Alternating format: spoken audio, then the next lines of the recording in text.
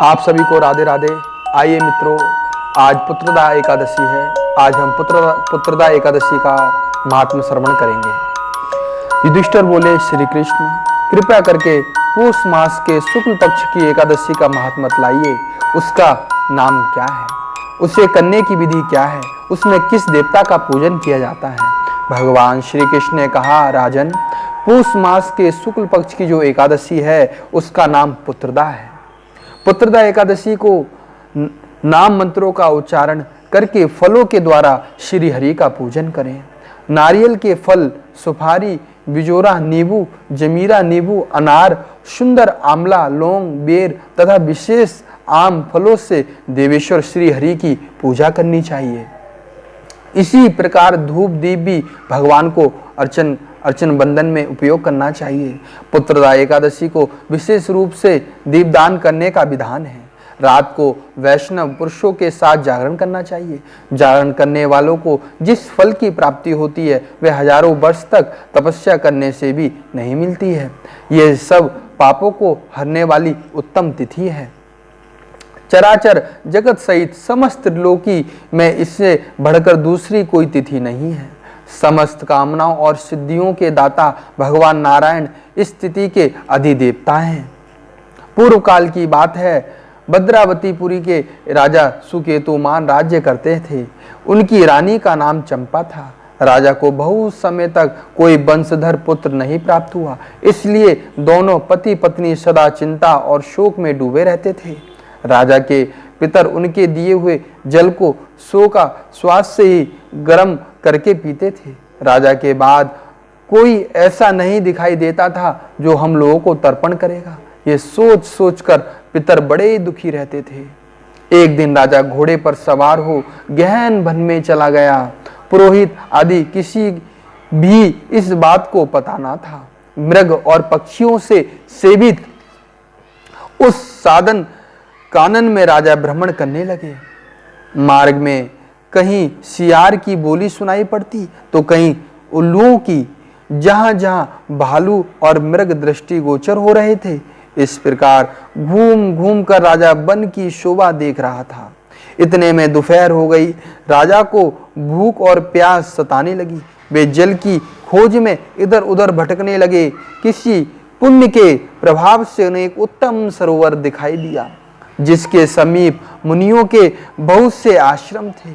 शोभाशाली नरेश ने उन आश्रमों की शोभा देखा।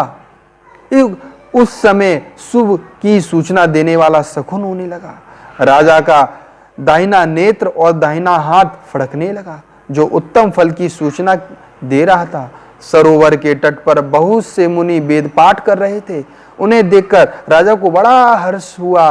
वे घोड़े से उतरकर मुनियों के सामने खड़े हो गए और पृथक पृथक उन सब की वंदना को करने लगे। वे मुनि उत्तम व्रत का पालन करने वाले थे। जब राजा ने हाथ जोड़कर बार बार दंडवत और उनको प्रणाम किया, राजन, हम लोग तुम पर प्रसन्न हैं। राजा बोले, आप लोग कौन हैं? आपका नाम क्या है? आप लोग किस लिए यहाँ एकत्रित हुए हैं? कृपया ये हमें बताइए। मुनि बोले, राजन, हम लोग विश्वदेव हैं, यहाँ स्नान के लिए आए हैं। माघ मास निकट आया है। आज से 5वें दिन माघ का स्नान आरंभ हो जाएगा। आज ही पुत्रदा नाम की एकादशी है, जो व्रत करने वाले मनुष्य को पुत्र देती है। राजा ने कहा, विश्वेश देवगण, यदि आप लोग प्रसन्न हैं तो मुझे पुत्र दीजिए। मुनि बोले, राजन, आज पुत्रदा नाम की एकादशी है। इसका व्रत बहुत विख्यात है। तुम आज इस उत्तम व्रत का पालन करो। महाराज, भगवान केशव के प्रसाद से तुम्हें पुत्र की जरूर प्राप्ति होगी। भगवान श्री कृष्ण कहते हैं, युधिष्ठिर, इस प्रकार उन मुनियों के कहने से राजा ने उक्त उत्तम व्रत का पालन किया।